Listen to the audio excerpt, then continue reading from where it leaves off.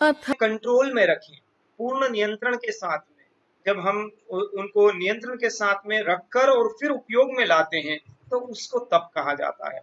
और दूसरे शब्दों में कहें तो तपोद्वंद सहनम, अर्थात जो विपरीत परिस्थितियां आती हैं उसमें भी हम संयम रखते हुए, अपने आप पर नियंत्रण रखते हुए, अपने जो संकल्प है उसको निर्बाध रूप से हम उसका पालन करते रहें, तो उसको भी हम तप कह सकते हैं, तपोद्वंद सहनम। कितनी भी विपरीत परिस्थितियां आए, और स्वामी जी तो अक्सर बहुत ही सुंदर शब्द कहते हैं, अखंड प्रचंड पुरुषार्थ। तो ये तप का सार जो है वो इन सुंदर शब्दों में हम संकलित कर सकते हैं, तपो अखंड प्रचंड पुरुषार्थ। तो जो भी हम कार्य कर रहे हैं उसको 100% लगाकर करें, चाहे हम योगाभ्यास कर रहे हों, चाहे हम ऑफिस में काम कर रहे हों, चाहे घर में काम कर रहे हों, चाहे हम भोजन पका रहे हों, चाहे कोई भी हम कार्य कर रहे हों, तो सारे कार्य जो भी हम करते हैं वो पूरे एफर्ट के साथ में 100% एफर्ट लगाते हुए हमको करना है। कोई विकल्प नहीं है उसमें, जो भी हमने ठान लिया है उसमें कोई विकल्प नहीं रखना है। तो विकल्प रहित संकल्प होना चाहिए और अखंड प्रचंड पुरुषार्थ होना चाहिए। तप के माध्यम से जो भी कर्म हम करते हैं तो उसमें बहुत सारी विपरीत परिस्थितियां आएंगी, लेकिन उन परिस्थितियों से विचलित नहीं होना है। जैसे सर्दी गर्मी, अब कोई एक व्यक्ति कोई कार्य कर रहा है तो उसमें भीषण ठंड में भी वो कार्य उतनी ही स्वेच्छा से, उतनी अपने शक्तियों के साथ, अपने सामर्थ्य के साथ, अपने पुरुषार्थ के साथ करता रहे, और वहीं गर्मी भी आए तो भी वो उतने ही पुरुषार्थ से उस कार्य को करता रहे। तो विपरीत परिस्थितियां आएंगी क्योंकि ये तो प्रकृति है, और यहाँ पर प्रकृति हमारी परीक्षा भी लेगी। अलग अलग प्रतिकूल परिस्थितियां सृजित होंगी, और उन परिस्थितियों में भी जब हमारा जो संकल्प हमने लिया है, तप लिया है, तप का जो संकल्प लिया है, चाहे हम जो भी एक आदर्श ले लें, चाहे हम आदर्श के रूप में अलग अलग आदर्श हम ले सकते हैं, और सबसे बढ़िया आदर्श आज के समय में यथार्थ में तो परम पूज्य स्वामी जी का हमको दिखता है। तो एक तरह से हम कह सकते हैं कि एक जो आदर्श व्यक्तित्व होता है वो हमारे सामने है, एक गुरु के रूप में, हमारे मार्गदर्शक के रूप में, हमारे प्रेरणा स्थान के रूप में। तो उनका एक आदर्श अगर हम ले लें तो सर्वश्रेष्ठ होगा आज के समय में। यथार्थ में उनसे बेहतर कोई आदर्श आज के समय में हो ही नहीं सकता है। तो ये जो भी हम संकल्प ले रहे हैं कर्म करने के लिए, तो उसको 100% एफर्ट लगाकर हमको करना है। ये ही तप है, ये ही तप की परिभाषा कह सकते हो आप। या जो भी हम कर्म कर रहे हैं उसमें विकल्प बिल्कुल भी नहीं आए, 100% एफर्ट लग, अपने पूरे पराकाष्ठा, हर चीज की पराकाष्ठा होनी चाहिए। जो भी करें उसको पराकाष्ठा के तराजू पर, उसको कसौटी पर हमें तोलना है, उसको टाइट करना है कि हमने जो भी किया है वो पूरा तप करते हुए उसको, या एफर्ट लगाते हुए उसको हमको निरंतर करते रहना है। ये हमारा तप हो गया। और सुंदर शब्द में हम कह सकते हैं कि हमारे कर्म की ध्वनि हमारे शब्दों की ध्वनि से और प्रबल होनी चाहिए। कितना सुंदर शब्द है, स्वामी जी अक्सर इसको कहते हैं, कर्म की ध्वनि शब्दों की ध्वनि से ज्यादा प्रभावी होती है, इफेक्टिव होती है। तो हम जो भी कार्य कर रहे हैं वो अपने आप में रिफ्लेक्शन है, उसको व्यक्त करने की, बोलने की आवश्यकता ही नहीं पड़ती है। अगर कोई व्यक्ति है वो अपने पूरे पुरुषार्थ के साथ उस कार्य को कर रहा है तो किसी को उसको शब्दों के माध्यम से व्यक्त करने की आवश्यकता ही नहीं पड़ेगी। मात्र उसके कर्म को देखकर आप एक कल्पना कर सकते हैं कि उसका कार्य एक तप स्वरूप है। तब का मतलब ये नहीं कि गुफा कंदरा में जाकर बैठ गए, वो तो विपरीत परिस्थितियां तो बिल्कुल भी नहीं होती है। वो चित्त के स्तर पर जब हम अभ्यास करते हैं तो वो विपरीत परिस्थितियों को शांत को साधने वाली जो एक प्रक्रिया होती है वो एक अलग तप होता है, जिसमें कि मन के भीतर जो हमारे राग द्वेष हैं, वैचारिक द्वंद्व हैं, जब हम एकांत में बैठते हैं तो वो उभर कर ऊपर आ जाते हैं। तो वो एक तप आध्यात्मिक स्तर पर, एक वैचारिक स्तर पर होता है, वो अलग होता है। शारीरिक स्तर पर तप अलग होता है। तो शारीरिक स्तर पर हम जो तप कर रहे हैं वो भी पूर्ण रूप से होना चाहिए। ऐसे ही जो मानसिक स्तर पर जो तप होता है, तो मनसा वाचा कर्मणा हर तरह का कार्य हमारा तप की भांति ही होना चाहिए। कितनी भी विपरीत परिस्थितियां आए, ठंड गर्मी, वैचारिक द्वंद्व, किसी का हमारे ऊपर शब्दों के माध्यम से बाण चलाना, हमको प्रोन्नत करना उसका जवाब देने के लिए, तो ये सारी चीजें होंगी। ये तो part and parcel of life है। उनको सहर्ष स्वीकार करते हुए और उसको नितांत अपने आचरण के द्वारा शांत करते हुए, अपने आप को शांत रखते हुए, इन सब चीजों को वृत्ति का स्वरूप समझते हुए हमको अपने कार्य को करना है। ये तप के की एक मूलभूत संकल्पना आप समझ सकते हैं। और जब हम इस तरह से तप करेंगे तो महर्षि पतंजलि ने उसका परिणाम भी कहा है, कायेंद्र शुद्धि कायेंद्र अशुद्धि क्षया तपसः।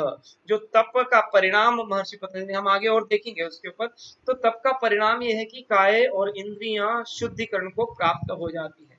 काय मतलब ये शरीर। तो जब आप तप करेंगे, स्वामी जी कहते हैं रोज पसीने से हमको एक बार नहा लेना है, तो शारीरिक तप हम वैसा करेंगे, पुरुषार्थ करेंगे।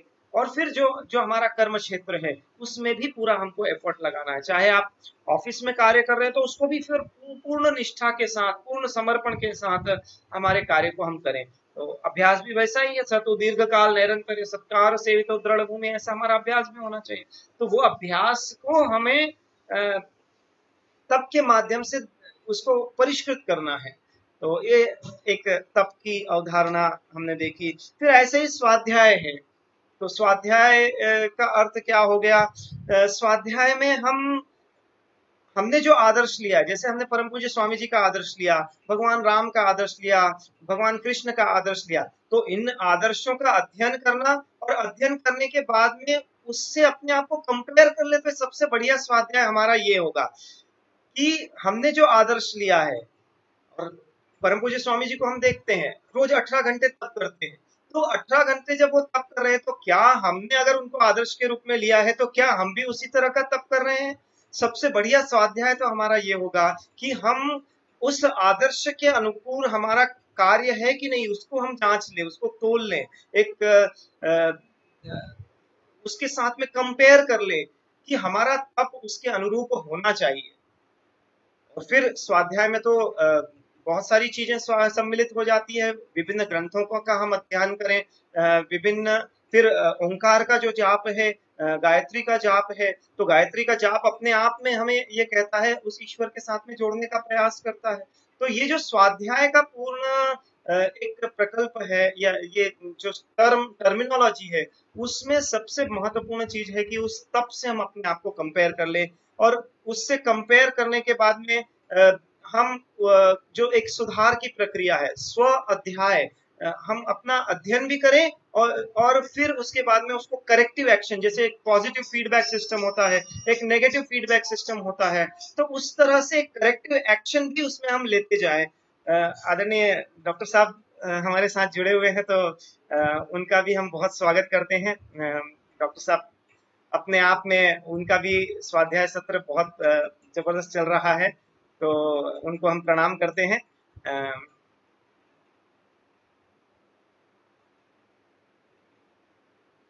तो हम देख रहे थे तपस, स्वाध्याय और फिर ईश्वर प्रणिधान, अर्थात ईश्वर के प्रति समर्पण का भाव रखना।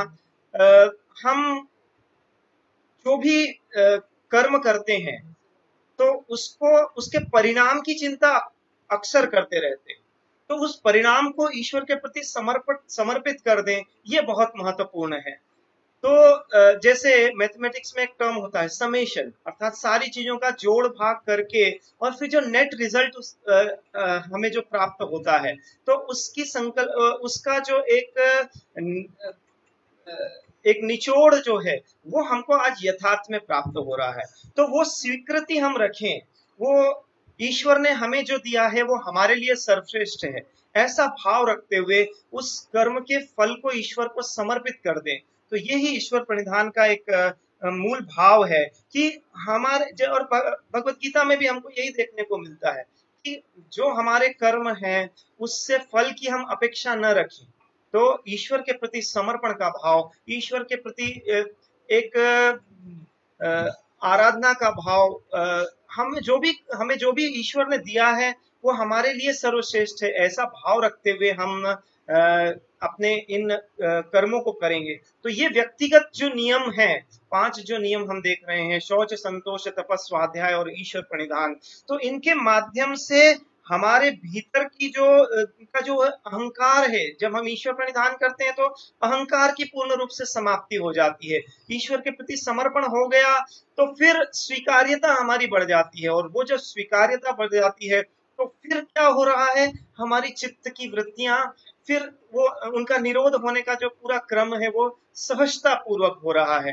तो ये शौच, संतोष, तपस, स्वाध्याय और ईश्वर प्रणिधान, इसका मूल व्यक्तिगत तौर पे तो एक आचरण का हमारे लिए मार्गदर्शन महर्षि पतंजलि ने दिया ही है, लेकिन उसका मूल कारण, मूल उसका भाव ये है कि हम ये सब चीजों का इसके माध्यम से हमारे चित्त की वृत्तियों का निरोध हो।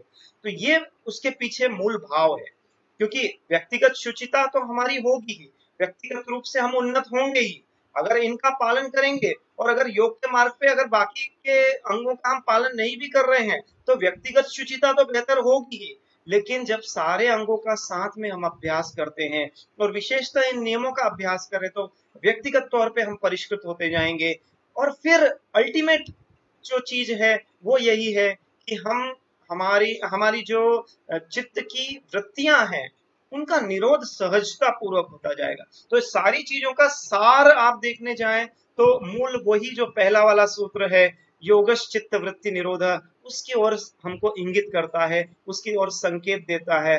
तदा द्रष्टु स्वरूप अवस्थानाम वृत्ति सारूप्य मित्र वृत्तय पंचतय क्लिष्ट अक्लिष्ट। तो ये सारी वृत्तियां जो हैं, क्योंकि अगर हम इनका पालन नहीं करेंगे तो फिर वृत्तियां हमारे ऊपर हावी हो जाएंगी, हम वृत्तियों के समकक्ष अपने आप को तोलने का प्रयास करेंगे, वृत्तियों को भोग रहे हैं ऐसा विचार हमारे भीतर आता रहेगा।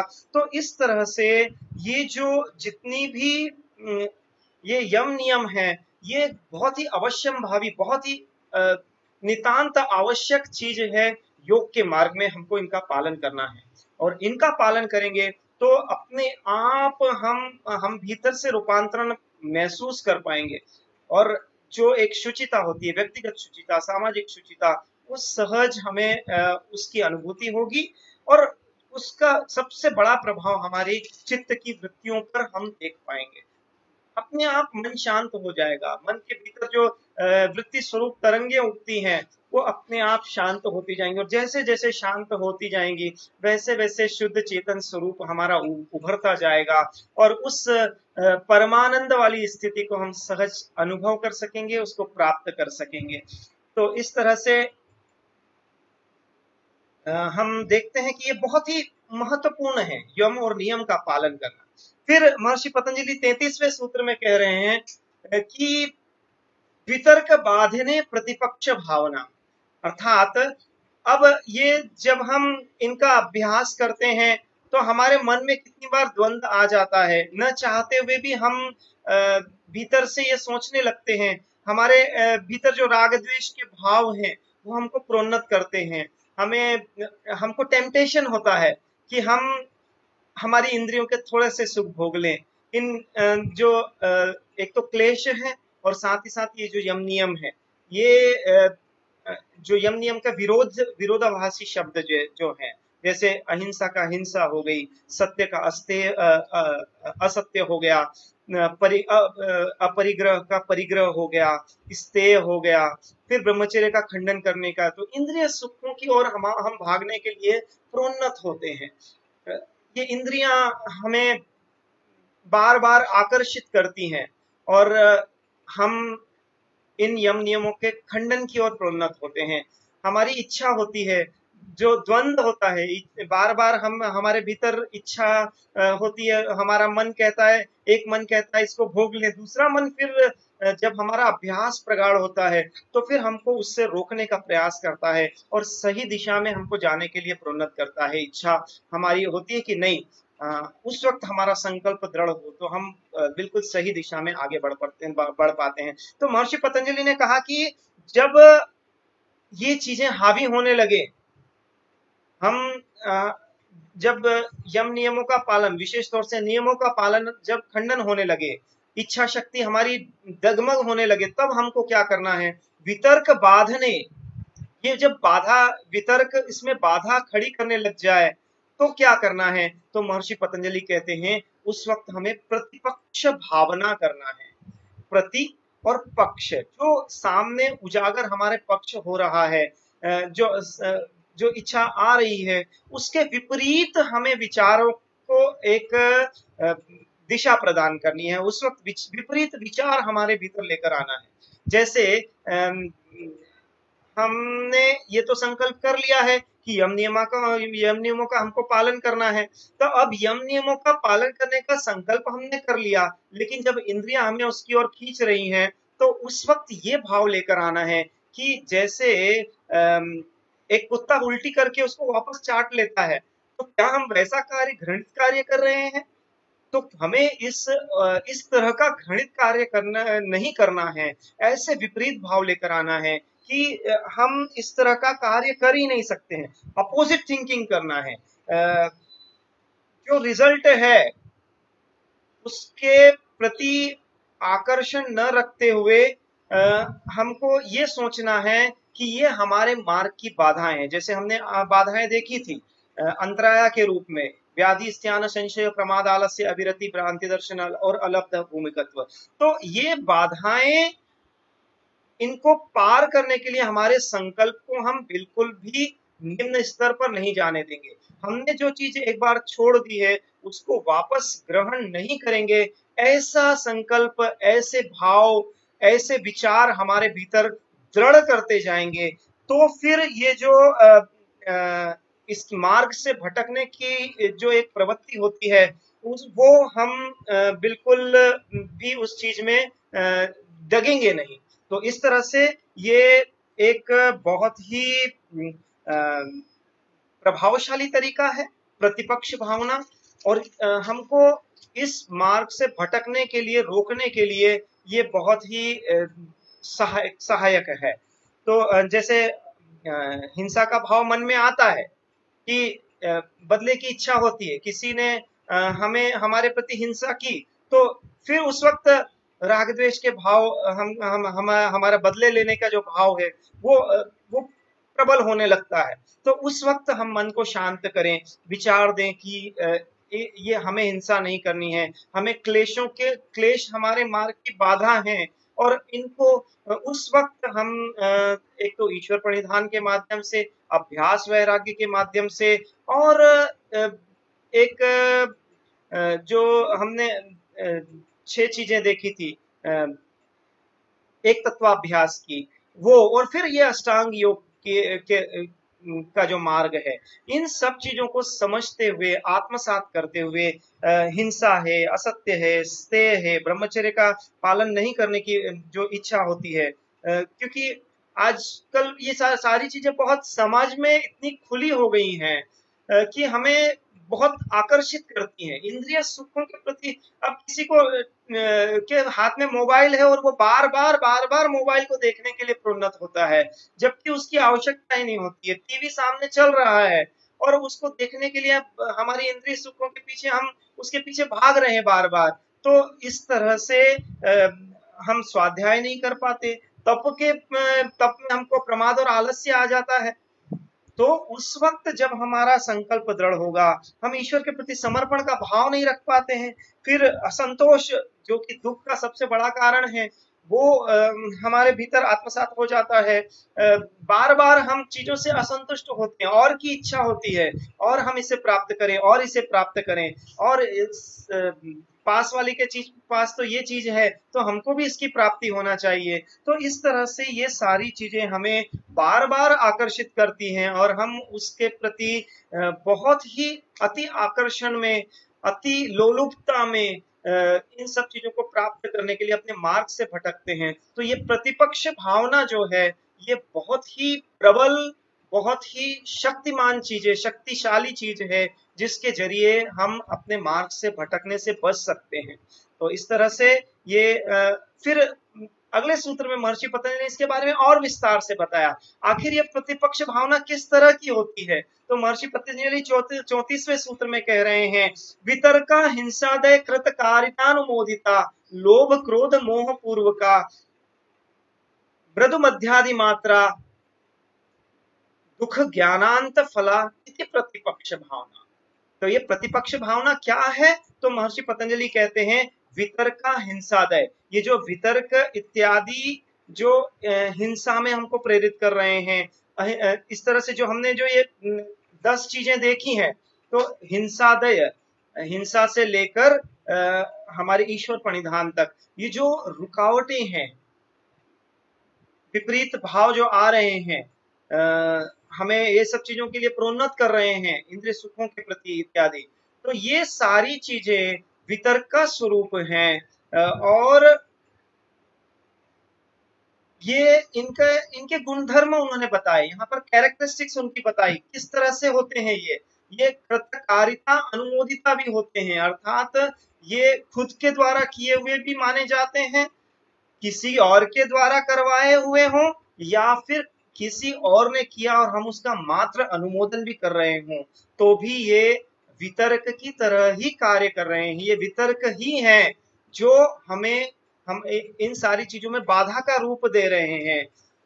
तो हम देखते हैं कि बहुत सारी चीजें हमारे जीवन में ऐसी आती हैं कि हम देखते हैं कि हम खुद नहीं कर रहे हैं, न हमने करवाई भी है, लेकिन हम देखते हैं हम उनका अनुमोदन मात्र कर देते हैं।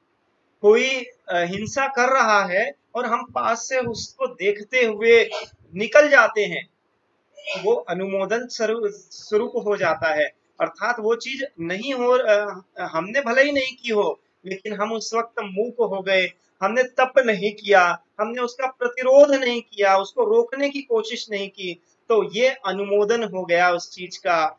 गलत चीजों का अनुमोदन हम कर देते हैं कितनी बार। इसी तरह से कुछ चीजें हम खुद नहीं करते हैं लेकिन दूसरों से करवा देते हैं, कभी कभी युति लगाकर, कुछ ऐसे जुगाड़ लगाकर कि अरे भाई हम तो पिक्चर में नहीं आए, लेकिन दूसरों के माध्यम से उस चीज को हम करवा दें। तो ऐसी भी चीज, लेकिन देखिए अल्टीमेटली क्या हो रहा है, आपके चित्त की वृत्तियां बन रही हैं। आपने भले ही खुद नहीं किया हो, भले ही आपने और किसी को करते हुए आप मूक हो गए हो, उसका अनुमोदन कर दिया हो, लेकिन वो सारी चीजें आपके चित्त में जो वृत्तियां हैं उसका निरोध नहीं हो पाएगा। उसके कारण वो वृत्तियां प्रोन्नत होंगी, वो वृत्तियां प्रगाढ़ होंगी, और आपके चित्त में जो डिस्टरबेंस है, जो मॉड्यूलेशन है, वो और स्थायी बनता जाएगा। वो मॉड्यूलेशन आपके मूल स्वरूप में आपको स्थापित नहीं होने देगा, और फिर मार्ग से आप भटक जाएंगे। योग का जो अल्टीमेट एम है, अल्टीमेट गोल है, वो हमें पूरी तरह से उस पर से हम भटकते जाएंगे। तो इस तरह से कृतकारिता अनुमोदिता, किसी भी तरह से हम गलत चीज को प्रोन्नत न करें, गलत चीज के मार्ग पर नहीं चलें। तो ऐसे हमें ये एक संकल्प हमारा, और भीतर से एक शुचिता, अंदर से शुचिता होनी चाहिए, जिसके माध्यम से हम इस मार्ग पर चले। फिर ऐसे ही लोभ क्रोध मोह पूर्व का, अर्थात कभी कभी हमें लालच हो जाता है, मोह हो जाता है, गुस्सा होता है, आता है किसी के प्रति, और उस चक्कर में, उस परिप्रेक्ष्य में हम ऐसा कर जाते हैं कि वो सारी चीजें, ये जो यम नियम है, उनका हम विरोध कर जाते हैं, विरुद्ध काम कर जाते हैं, उसका उल्टा काम कर जाते हैं, और वो सारी चीजें हमारे चित्त पर अल्टीमेटली प्रभाव करती हैं। तो ये अलग अलग तरीके हो गए, जैसे वितर्क हो गए, उसमें 10 प्रकार की ये चीज हो गई, फिर उसमें भी कृतकारिता अनुमोदिता हो गई, फिर लोभ क्रोध मोह पूर्वका हो गई, और फिर जो है वो मृदु मध्य और अधिमात्र, ऐसे 3 तरह की कैपेसिटी होगी। उसमें भी वेग, उसमें 3 तरह के हो गए, 3 गति से उस चीज का प्रभाव हो गया, अर्थात कुछ तो एक बहुत शून्य नगण्य चीज है, कुछ थोड़ी सी अधिक मात्रा में उससे, और एक बहुत ज्यादा मध्य मात्रा में, और एक जो है वो बहुत तीव्र गति से हमने किसी चीज का विरोध कर दिया और गलत मार्ग पर हम प्रोन्नत हो गए। हम देखते हैं राजनीति में भी ऐसा बहुत सी बार होता है, मीडिया के द्वारा ऐसा बहुत सी बार हो जाता है। तो इस तरह से अलग अलग माध्यम से ये भी, लेकिन मृदु, मध्य और अधिमात्रा, इस तरह से 3 कैटेगरी में ये चीजें हो जाती हैं, इनको डिवाइड हम कर सकते हैं। तो इस तरह से ये जो वितर्क है वो हमको प्रभावित करते हैं, हमारे मार्ग में बाधा का स्वरूप रखते हैं और हमको प्रोन्नत करते हैं। तो वो अलग अलग तरीके के हो गए, कृतकारिता, अनुमोदिता, लोभ, क्रोध, मोह पूर्वका।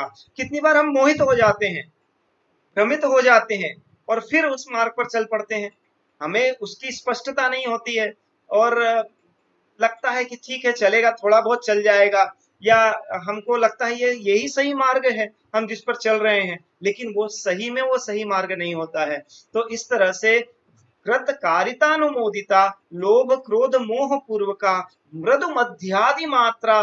तो इस तरह से ये जो इसके कैरेक्टरिस्टिक्स हो गए, ये जिस तरह से ये चीजें हमको प्रभावित करती हैं। और उसके बाद में फिर महर्षि पतंजलि कहते हैं दुख ज्ञानांत फला, और इसका जो है वो हमको प्रभाव कैसा करता है हमारे ऊपर, वो कहते हैं कि उसके परिणाम स्वरूप दुख होता है और अज्ञानता हमारे ऊपर हावी हो जाती है। तो ये दुख और अज्ञान रूपी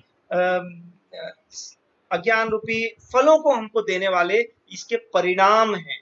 तो इसको प्रतिपक्ष भावना कहते हैं, जब हम इसके विपरीत सोचते हैं।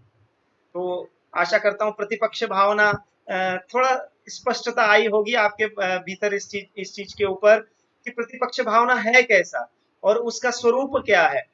तो प्रतिपक्ष के भावना के माध्यम से ये इसकी कैरेक्टरिस्टिक्स हो गई वितर्कों की, और इन वितर्कों के विपरीत जब हम सोचेंगे तो फिर यम नियम हमारे और प्रभावी होंगे और प्रगाढ़ होंगे, और फिर यम नियम का पालन अगर हमारा अच्छे से होगा तो चित्त की वृत्तियां हमारी, उनका निरोध होना शुरू हो जाएगा और योग के मार्ग पे हम सहज सबल रूप से आगे बढ़ पाएंगे। तो आशा करता हूं आप लोगों को ये प्रतिपक्ष भावना आज स्पष्ट हो गई होगी, और प्रतिपक्ष की भावना के माध्यम से हम यम नियमों का अभ्यास अपना बहुत अच्छे से कर सकते हैं। ये मार्ग में भटकाव बहुत आते हैं, बहुत सारे भटकाव आते हैं, और उस भटकाव को रोकने के लिए प्रतिपक्ष भावना इतनी अधिक कारगर है कि हम इसकी कल्पना नहीं कर सकते हैं। मात्र प्रतिपक्ष भावना से हम मार्ग से भ्रमित होने से रोक सकते हैं। ये बहुत, और यम नियम का पालन आज के परिप्रेक्ष्य में बहुत कठिन भी हो जाता है, हम देखते हैं बहुत कठिन हो जाता है, क्योंकि बहुत ज्यादा द्वंद्व है आज के जीवन में। हर व्यक्ति भागदौड़ की जीवन में लगा हुआ है, और जब हमें उस पर नियंत्रण स्थापित करना है और इनका बहुत प्रभावी रूप से इनका पालन करना है, तो फिर ये बहुत आवश्यक हो जाता है। और प्रतिपक्ष भावना उसमें एक बहुत सबल माध्यम के जरिए हमको इस मार्ग पर लेकर जा सकता है।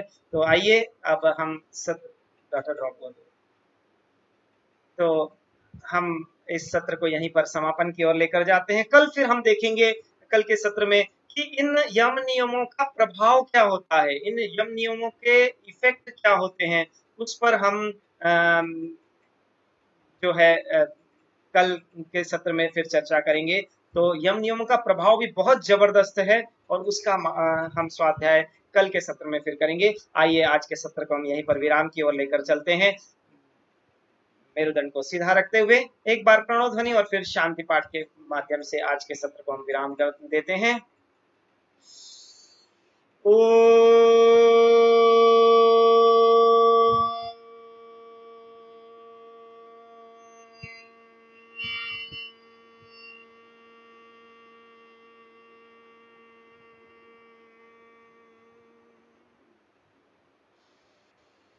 ओम द्यौ शांति अंतरिक्षं शांतिः पृथिवी शांतिरापः शांतिरोषधयः शांतिः वनस्पतयः शांति विश्वे देवः शांतिः ब्रह्म शांतिः सर्वं शांतिः शान्तिरेव शान्ति सामा शान्तिरेधि। ओम शांति शांति शांति। बहुत बहुत धन्यवाद। ओम सभी को प्रणाम।